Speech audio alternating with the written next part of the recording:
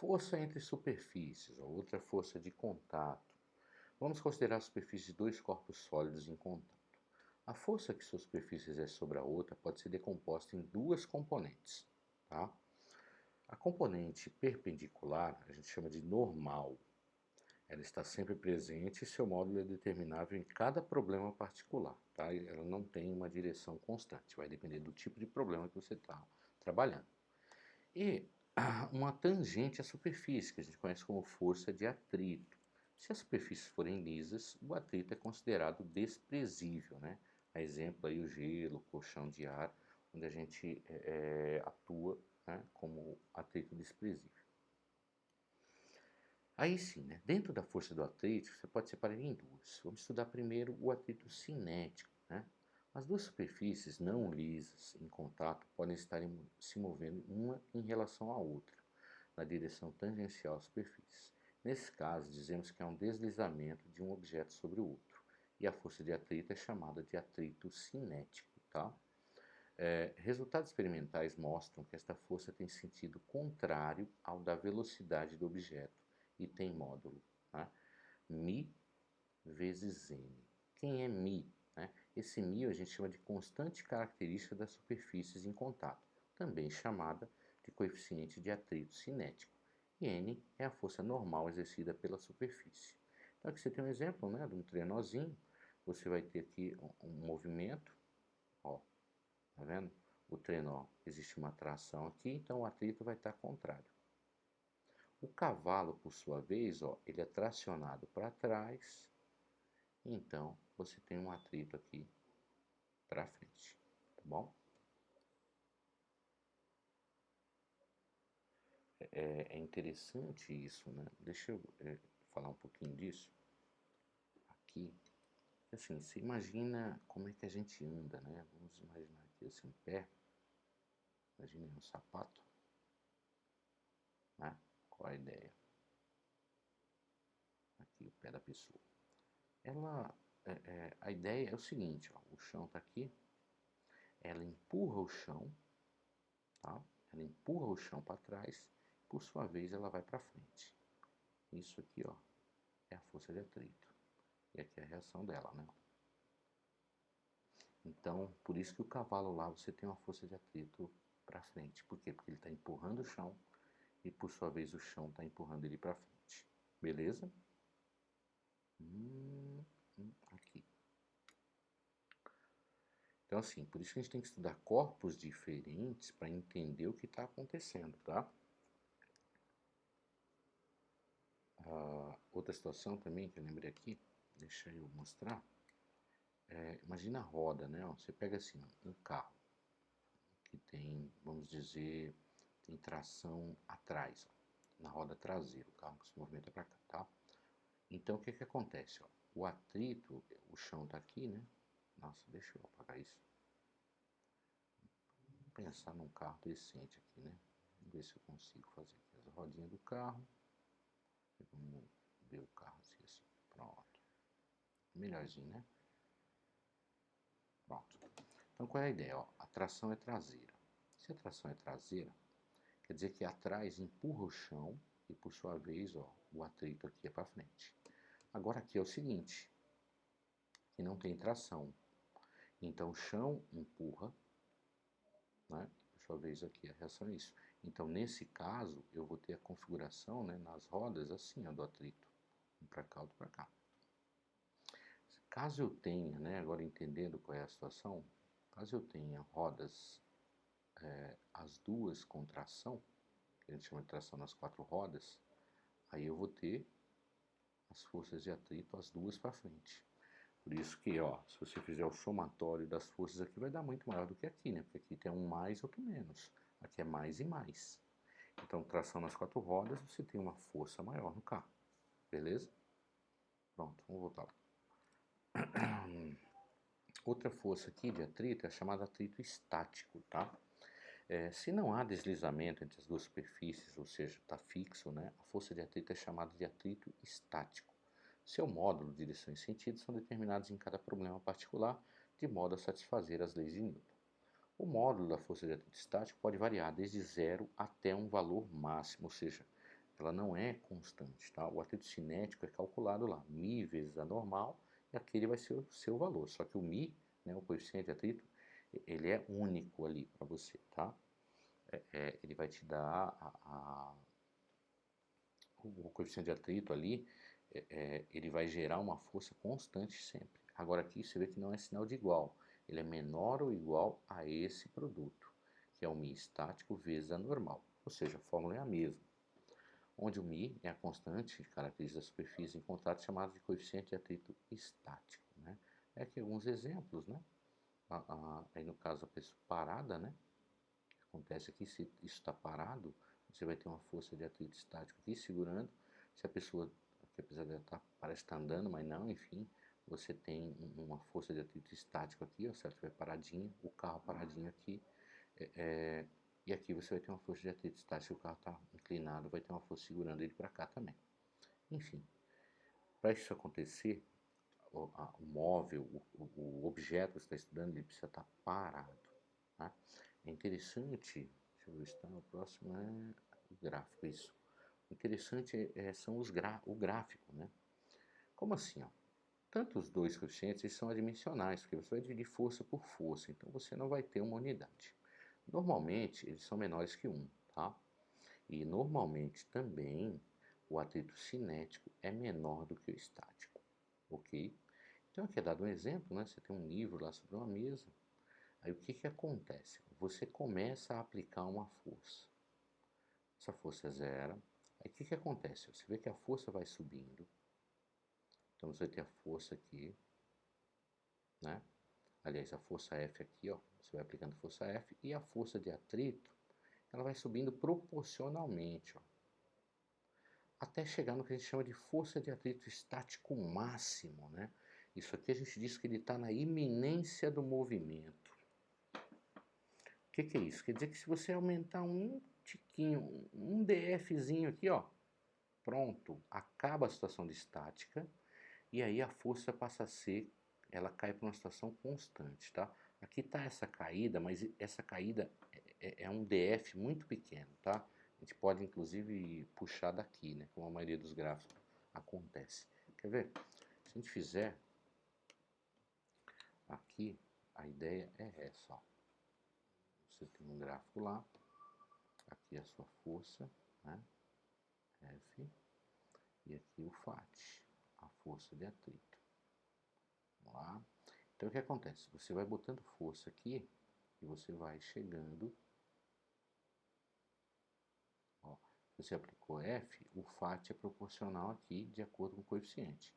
Aí ele vai subindo, ó, né? Vamos dizer que é um F1, aí você aplica um F2, aí o seu FAT passa a ser um F2 também. Você vê que não é o mesmo valor, né? F1 para F1, F2 para F2, até um F3 que você chega aqui, vamos chamar de FAT máximo aqui. Isso aqui é o limite, quer dizer que ele está na iminência do atrito. Aí o que aconteceu? Se você jogar um pouquinho, um DF a mais, ó, a força passa a estar constante. Então isso aqui já é cinético. Isso é cinético. Essa parte aqui é estática. Tá? Esse é o gráfico comum que a gente está habituado a vê-lo. Então é só lembrar, né? Por exemplo, se eu disser para você assim, olha, para que movimente a força F tem que ser maior do que 100 newtons, tá? Essa é a força máxima do estático. Aí assim, monta-se uma tabela, eu falo, se eu aplicar 20 de F, quanto vai valer a força de atrito? Aí você fala, bem, 20. Se eu aplicar 50, 50. Se eu aplicar 100, 100. Ou seja, o FAT vai mudando conforme a força. Agora, daqui para frente, se você aplicar 100,1, aí já passa a ser um cinético. Vamos dizer que foi dado, né, o FAT cinético, vamos dizer que ele seja 90. Então foi 100,1, 90. Se eu apliquei 200, 90. Se eu apliquei 1090, ou seja, daqui para frente ele é constante, né? Constante. Beleza? Vamos lá? Tá aqui uns exemplos de coeficiente de atrito, né? Ó, olha só, aço com aço, o cinético aqui, tá? E o estático aqui. Então é 0,74, 0,57, alumínio no aço, você tem os dois valores, cobre no aço, borracha no concreto, né? Isso aqui seria no caso para pneus, né? Ó, 0,8, madeira com madeira, né? Aqui você vê que é uma variação, né? Por quê? Porque vai depender do tipo da madeira, como é que ela está cortada, enfim, tem esses detalhezinhos, ó. Aí logo na sequência você tem vidro com vidro, né? Aí você tem aqui, ó, 09404. Aí o Oxwood, que é uma madeira encerada, né, numa neve molhada, né? Enfim, tem essas definições, neve molhada e neve seca, ó. Madeira encerada em neve seca, você vê que não tem atrito estático aqui, só tem o cinético. Aqui metal no metal, lubrificado, né? Você vê que já cai bem, tá lubrificado, claro. Gelo no gelo, ó. Gelo quase nada, nada, nada, você pode desprezar o atrito. Teflon no teflon, ó, quase nada também. É interessante, teflon é isso que a gente usa nas panelas, né? Por isso que ele não tem atrito, então as coisas não tendem a grudar no teflon, né? E aqui as juntas, né, sinoviais em humanos, né, por exemplo, a junta do joelho, do cotovelo, enfim, ó, é muito baixo. Quando esse coeficiente começa a aumentar, a pessoa começa a ter problemas, né, nas juntas. Aqui um exemplo, né, de aplicação do atrito estático, né, e comparado com o cinético, é o freio ABS, né. A explicação mais completa você vai encontrar nos livros, aí tem no Rally, né, mas tem nos demais também. Como frear um carro se quisermos parar na menor distância possível, né? Então a ideia é o seguinte: você põe o pé no freio, você tem que andar o menos possível, porque quanto mais você andar, mais chance de acontecer um acidente, né? Então, ao pressionar bruscamente o pedal do freio, você faz com que a roda pare de rolar e o carro passa a deslizar, passando do atrito estático, que é quando está rolando, para o atrito cinético, né? Fazendo com que o carro percorra uma distância maior até parar. O sistema ABS ele libera o freio ligeiramente antes das rodas pararem de rolar, mantendo o atrito estático. Isso é muito rápido, gente, tá? Enfim, quem dirige carros com freio ABS, dependendo da situação, consegue perceber que o freio deu aquela soltadinha, tá? É interessante isso. Eu vira e mexe não, né? Às vezes acontece de eu ter que pisar no freio um pouco mais violento, por conta de não sofrer um acidente, alguma coisa do tipo, e eu sinto que o carro dá aquela soltada. Aqui, ó, repara, né, um motorista amador, né, o que vai acontecer? Você está um carro que não tem ABS, ó, ele vai andar X aqui, ó, perto do 100. Um motorista profissional, mesmo com um carro sem ABS, ele tem controle, ele é profissional, então cai bem a distância. Ele sabe, né, ele faz o papel do ABS. E o ABS é esse menor aqui, ó. Qualquer um que pisar vai acabar andando bem menos, né? Você pode ver aqui quase que 25% menos da distância. Isso aí é bem considerável. Tanto que assim, né? O gráfico do ABS seria algo desse tipo assim, ó. Se você tivesse o FAT aqui e a força F, ele subiria, né? Aí o que aconteceria? Ele desceria, só que ele ficaria estático de novo, aí estático de novo, estático de novo, estático de novo. A ideia é só, no momento que ele ia virar cinético, ou seja, a roda ia travar, ia deslizar, ele solta o freio. Se ele solta, a roda continua rolando, e aí ele pressiona novamente, né, as pastilhas e você tem de novo o estático. E fica no estático durante um tempo. Isso aqui faz com que você ande menos, né? Bem, isso aí. Continuando o método, né? Agora sim, o que vai acontecer, né? Aqui eu vou dar alguns exemplos, né? Bem poucos, na realidade. Por quê? Porque eu vou fazer outro vídeo com uma resolução de exercícios. Por quê? Apesar de ser a mesma matéria, né? Você tem modelos de exercícios diferentes. Então eu vou fazer um vídeo específico só com esses exercícios. Mas meio que a gente tem uma receita a ser seguida aí para a gente ficar esperto né, com os problemas. Então, nós queremos determinar a aceleração de um corpo em translação relativamente ao referencial inercial. Então, você tem que identificar o corpo, identificar a vizinhança, ou seja, quais os outros corpos que exercem força sobre ele, ou seja, separo todos os corpos, né? Fazer o diagrama vetorial das forças, ou seja, colocar todas as forças aplicadas em todos os corpos, aplicar a segunda lei de Newton, que é força igual a massa vezes aceleração em todos os corpos, escolher os eixos coordenados e decompor a forma vetorial em 3 equações escalares, se for o caso, tá? Se você tiver uma situação tridimensional, substituir, quando possível, a expressão por cada força, né? Aí no caso, força elástica, que é o kx, o atrito, que é o μ, peso anormal. E se houver mais de um corpo, isolá-los separadamente. A terceira lei de Newton, tem que se levar em consideração, pode ajudar a montar as relações entre os dois conjuntos de forças. Tem que ficar esperto, que se tem uma ação, tem que ter a reação no outro, tá? Aí verifica se o resultado está dimensionalmente correto. Beleza? Vamos ver aqui. O exemplo mais comum que a gente vê é a chamada máquina de Atwood. São dois blocos suspensos por um fio inextensível com massa desprezível que passa por uma roldana de massa desprezível presa ao teto. Determine a aceleração em cada bloco e a tensão em cada fio. Está aqui a roldana, as massas e o fio, certo? Aí a primeira coisa que a gente tem que fazer, a gente tem que supor o movimento aqui, tá? Para que lado que esse negócio vai girar. Claro que quando você tem a massa, né, se falar que aqui é 10, aqui é 5, aí você vai tender a falar que o movimento é para cá, porque esse cara tem mais peso. Tudo bem, sem problema nenhum, tá? Mas aqui a gente não tem esse tipo de situação, então eu vou supor aqui um movimento horário para a rodana, tá?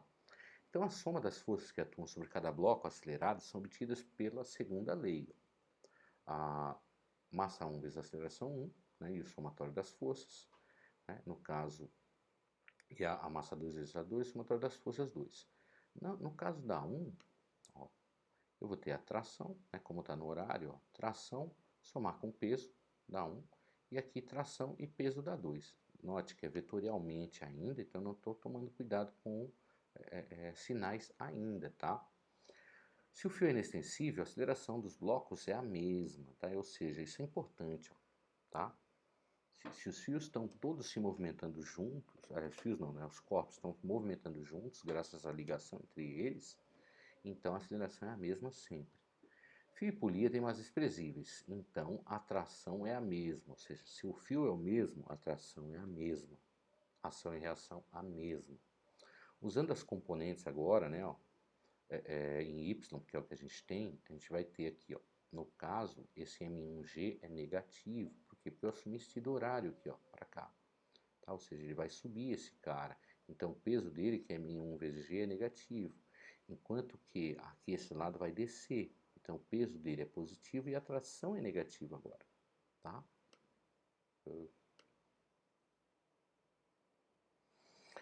Aí tá aqui, ó, T menos M1G é a massa de 1 vezes a aceleração e M2G menos T M2A. Né? Somando as duas equações, você some com T, acaba isolando o A, você vai ter que A igual a M2 menos M1 sobre M1 mais M2G. Né? É aqui, se M2 é maior do que M1, você vai ter uma aceleração maior que zero, certo? Você vai ter a aceleração está no sentido escolhido, legal. Né? Isso é interessante, porque às vezes você faz uma determinação inicial, você fala, vai girar no horário. Só que chega lá no final, a aceleração dá negativa. No meu caso aqui, ó. Se a aceleração der negativa, a aceleração aponta no sentido contrário. Você fala, errei o problema? Não, na realidade você fez tudo certinho, só que se você prestar atenção, o movimento acontece ao contrário daquele que você determinou, tá? Então, levando esse resultado de A em qualquer uma das equações, você vai obter, né? Você pega esse A e bota em qualquer uma delas, você vai obter o resultado da tração, ok? E lembre-se, tração é diferente de peso. Tá? Peso é sempre mg, sempre, e sempre aponta para baixo.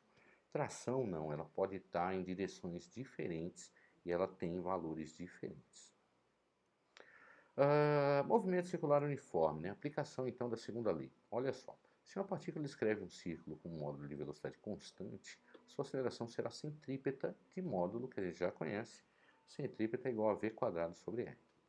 Então, para que isso aconteça, a resultante das forças deve apontar para o centro do círculo sempre. Então, no movimento circular, a direção da força resultante para o centro do círculo. Então a somatória das forças é a massa vezes a aceleração centrípeta, ou seja, menos mv² sobre r na direção radial. Tá? A força centrípeta não é uma força extra, ela é simplesmente a força resultante na direção radial. Ok? Então, se a força centrípeta existe, não, ela é uma força resultante das forças que estão atuando no movimento. Aí assim, um exemplo, carro em uma curva plana. O cachorro resolve latir agora, hein? Um carro de massa M faz uma curva de raio R em uma estrada plana. Qual o valor mínimo do coeficiente de atrito estático de forma a evitar a derrapagem, né? Aí ele dá a massa, dá a velocidade, isso aqui é 20 metros por segundo, e aqui o raio de 190 metros. Como é que vai ficar? O carro está virando.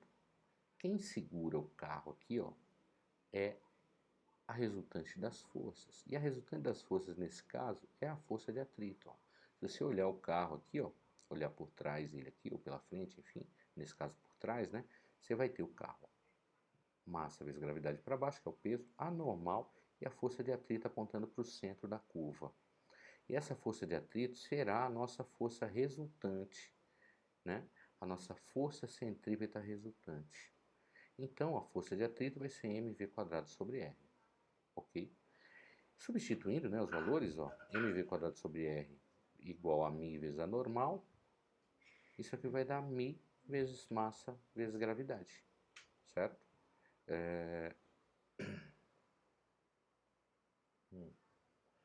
Por quê? Porque a normal, neste caso, ela é igual ao peso. Neste caso, tá? Porque elas estão na mesma direção em sentidos opostos. Então, esse cara todo é igual a esse cara todo. Isso faz com que a gente cancele as massas, ó. Cancelamos as massas. E o nosso coeficiente vai ser v² sobre rg. Né?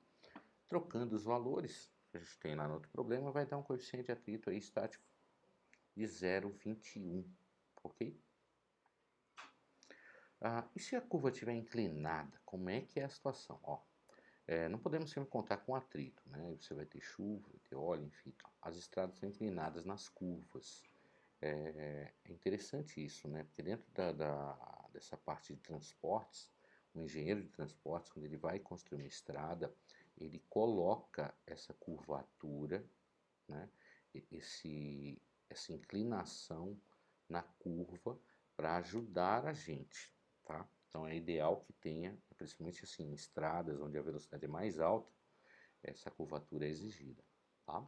Isso, enfim, isso está na lei, pelo menos, né?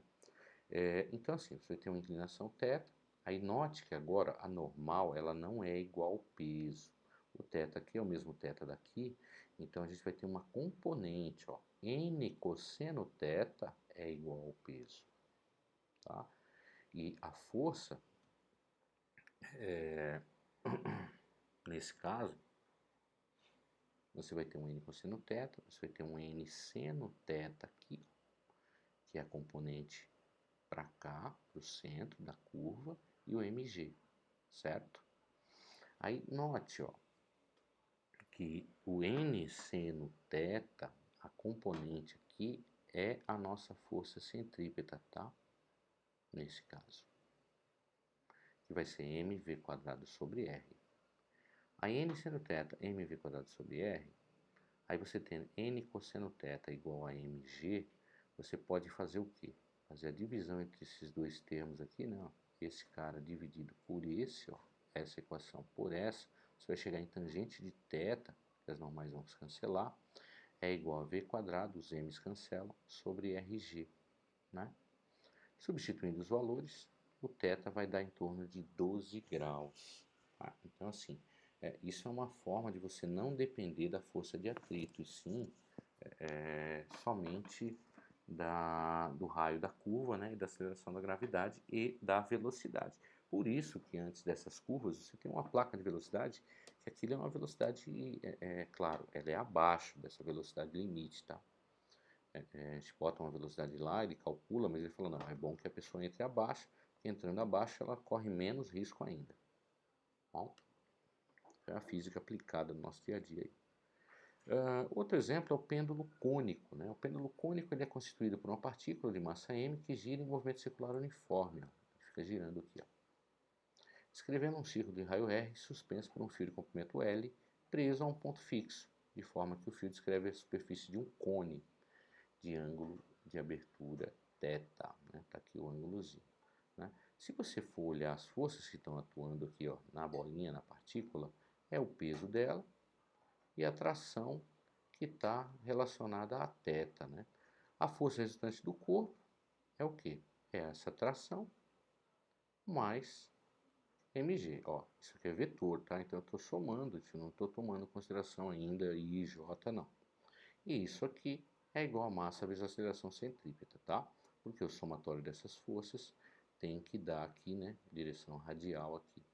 Então, repare, eu vou tomar conta só do que está na direção de x aqui, na direção y, beleza? Então, olha só, o diagrama das forças, né, vai ficar como? Em x, eu vou ter quem? T seno θ. Ó.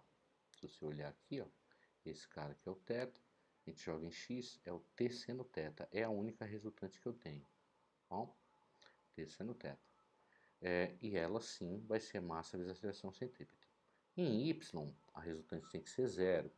Ah, por que zero? Porque ele não se movimenta, ó. O pêndulo ele não sobe e nem desce, ele fica sempre na mesma altura. Então, em y, a resultante tem que ser zero. Ó. Acaba, então, se você vai isolar, né? Como a aceleração centrípeta é V sobre R, você de novo fazendo lá uma divisão desse por esse, né? Jogando o mg para cá, tá? T cosseno θ, aí você cancela os t's, e vai dar que a tangente de θ é a aceleração centrípeta sobre g. E a aceleração centrípeta é v quadrado por r. Então, tangente de θ é v quadrado por rg. Velocidade, então, é a raiz de rg, tangente de θ. Ok? Qual é o período do pêndulo? O período, 2πr sobre v. Você coloca o v que achou aqui, ó, embaixo. Você, desenvolvendo, vai chegar nisso. Ó, 2π, raiz de r cosseno θ, seno θ. Olhando a figura, você percebe que r é igual a L seno θ. Ó, a figura R é L seno θ, certo? Aí usando essa substituição aqui, né? Você vai chegar que o período é 2π de L cosseno θ sobre G. Bom, esse é um período clássico aqui do pêndulo, né? E o movimento circular não uniforme, né? Esse movimento, quando que ele acontece? Quando você tem a aceleração chamada tangencial, tá? Movimento circular uniforme só tem aceleração na radial, só tem força na radial. Então, além do movimento ser circular, ter a centrípeta, o módulo de V também pode variar.